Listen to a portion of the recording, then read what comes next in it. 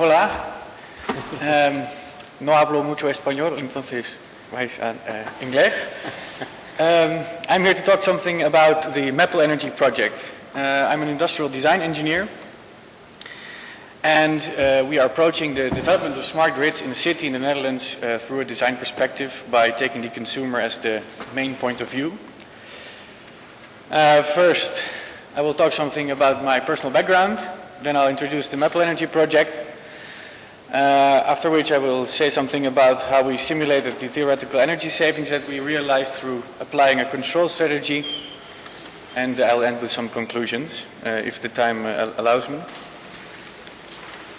I wanted to show you this so you could understand my perspective in this. I graduated on this wooden bicycle, which I think is still very nice, and it was very environmentally sustainable. And I still think that's very nice. However, if you put a price of 1,600 euros on it, nobody will buy it, and therefore the environmental impact reduction is effectively zero.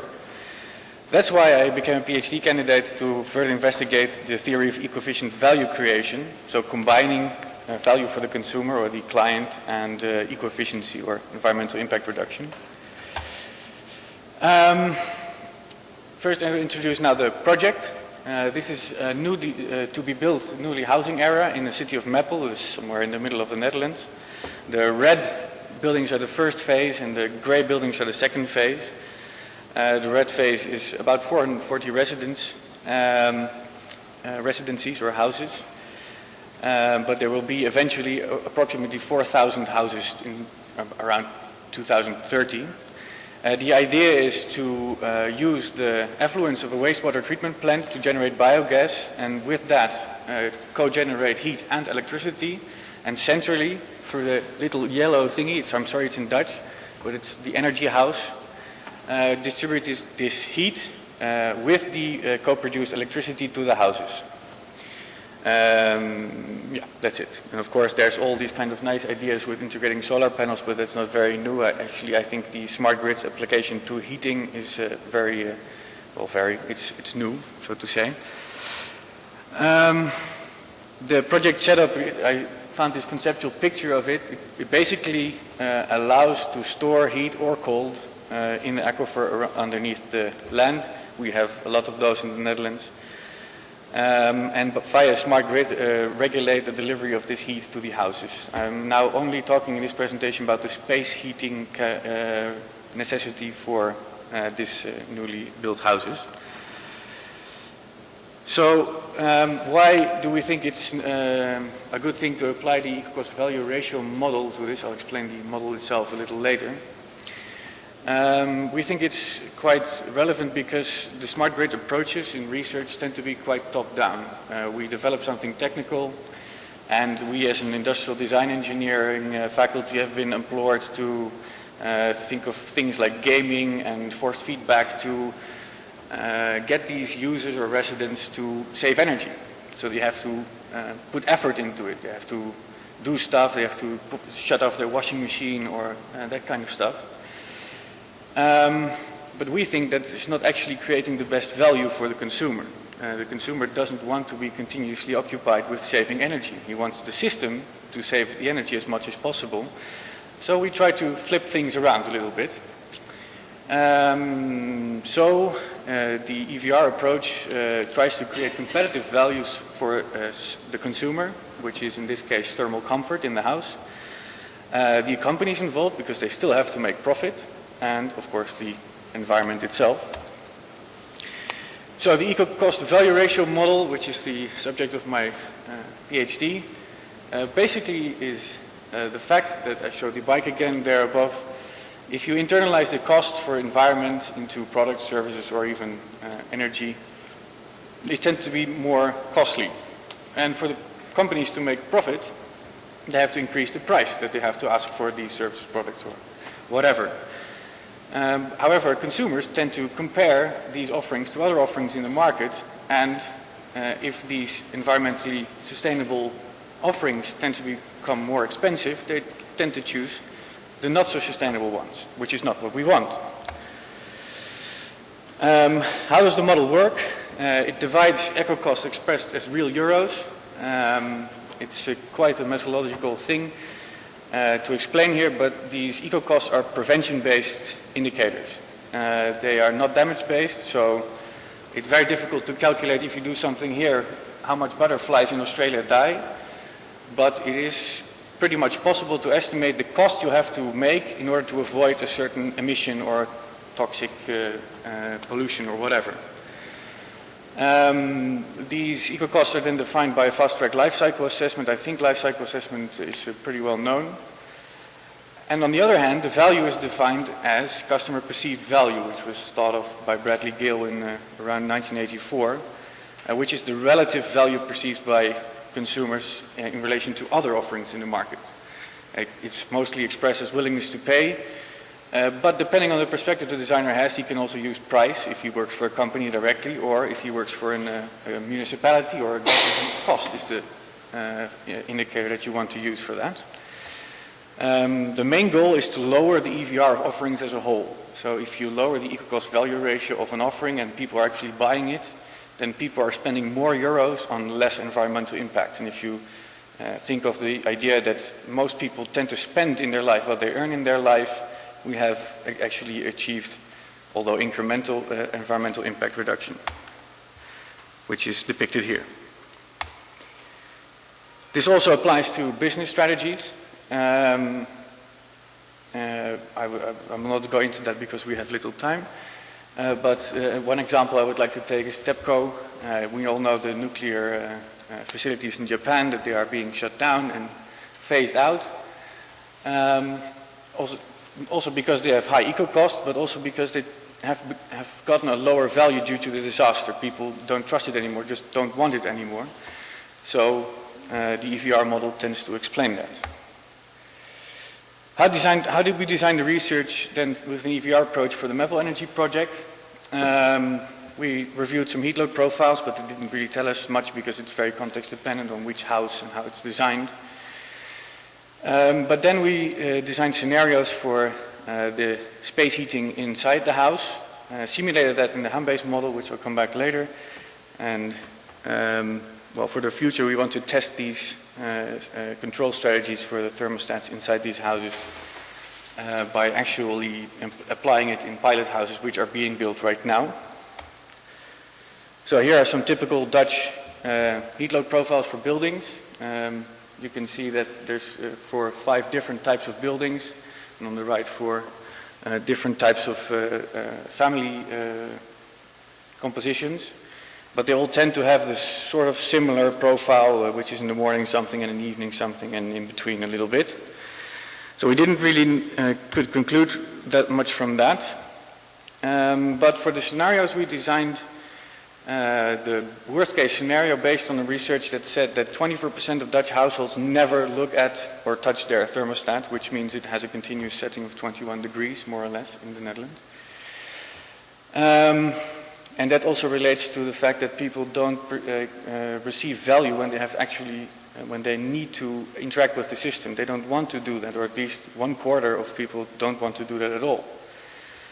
The second scenario is more or less the smart thermostat thingy, which is not that smart at all. It just sets back the temperature at night, and on the day, during the day, it's just set at 21 degrees. With one thermostat, so it keeps heating the entire house all the time. The third scenario was a sort of a control scenario where we divided the floors of the house into 2 different zones, so we could heat the ground floor when the ground floor was occupied, or the top floor when the top floor was occupied, mainly during the evening and night. And of course our best scenario, or hypothetically best scenario, was the fully automated thermostat regulation per zone, per room type, so that if only a room was occupied, it would be heated, and otherwise it would not. And this was also based on what the VTT research group found. It's a Finnish research group, that 70% of the energy in their conference rooms was completely wasted because they were not occupied. So here we took some occupancy patterns from other research. Yellow indicates a high frequency because people are asleep and they have a 100% frequency. But you can see that during a typical day, much of the rooms are not occupied at all. And to the right you can see a little bit about how the thermostat setting would be programmed. For an entire house, something would look like this, but I will not go into that because it takes a lot of time. So why did we use the home-based modeling software? Because it could incorporate simulated buildings. We could incorporate the entire climate conditions for the entire year in the Netherlands. We could also model zones and model the difference between radiators and floor heating, and also combine that with the results for energy use, but also with thermal comfort in there as well, which is of course related to the Ecocost-Value Ratio, because energy savings doesn't mean anything if nobody is going to buy the system. So these are two buildings we simulated. To the right is a typical apartment building in the Netherlands, and to the left is a typical two-story house. I'll quickly go to how the individual zone scenario is being modeled. So during the night it's around 15.5 degrees. In the morning everybody wakes up. We need to have comfortable temperatures in the rooms that they're using. During the day, well, nobody uses the bedroom normally, I would say. But the living room and kitchen in this case has been modeled as the room that is occupied during the day. You have to remind that any scenario should be possible. Any user should be able to program the thermostat to his or her own occupancy pattern, which relates also the energy efficiency and the energy use to the design of the products and services that are in the houses themselves. So, well, I'll go through this very quickly. What are the results? Well, on energy use, am I already in the 10 minutes? Okay. You can see very clearly above is the worst case scenario and below is our individual zone scenario. You can see that the peaks of the energy use are much higher than when in the worst case scenario. This also goes for floor heating. However, the total energy use of our modeled building with individual zones is 40% less than the worst case scenario, which is very significant in terms of smart grids being able to reduce energy use by consumers. This also was true for our apartment building. So the peaks per room are higher, but the peaks per house are lower, because otherwise we would not have an energy use reduction. So also for the apartment building we achieved almost 40% energy reduction, which is all very nice. Everybody loves energy reduction, but now we have to review the perceived thermal comfort inside these houses for confirming our hypothesis that it would be possible to create competitive value with an energy reducing system. The simulated comfort in home base is based on the Vanger model. I think most of you would know the Vanger model. It's been around since the 1970s. I think it's one of the most established thermal comfort models we have. And it expresses thermal comfort as the predicted mean vote. I think I have no more time left, so I'll go very quickly. You can see here that the predicted mean vote for the base scenario is much better than for the individual zone scenario. This is the effect of clothing on how the PMV, but I'll skip this. And here we have the modeled results of the thermal comfort inside this building, or at least the percentage of time that people tend to feel comfortable inside these buildings, which is not so good if you see these results. I mean, 48% means that you're half of the time you're not comfortable in your house. However, the model is unable to incorporate the occupancy of these houses. So even if a room is empty and you don't need to have thermal comfort there, the model still thinks there's no thermal comfort there, so that is very bad. This also goes for the individual or the one-floor building. So to conclude, I think I have to stop here. We see the four scenarios, so one being the worst case scenario, which is the highest eco cost for space heating for a year, but it also has the highest comfort perception inside the house. But taking into account the not being able of the modeling to incorporate it, not occupancy inside these rooms, we have to see how these comfort range for this individual zone scenario plays out in practice, and that's why we want to apply it to these pilot houses. So how do we think you can do that? There are new products on the market like the Nest thermostat, which applies a learning algorithm. So actually the house can then learn the occupancy patterns of the residents so that they don't have to give feedback, and the products and services that are around it actually take it away from the consumer, hence creating value. And that could be very beneficial for the company trying to apply these strategies. And well, I think I have to stop, right? Okay. Thank you very much for your attention.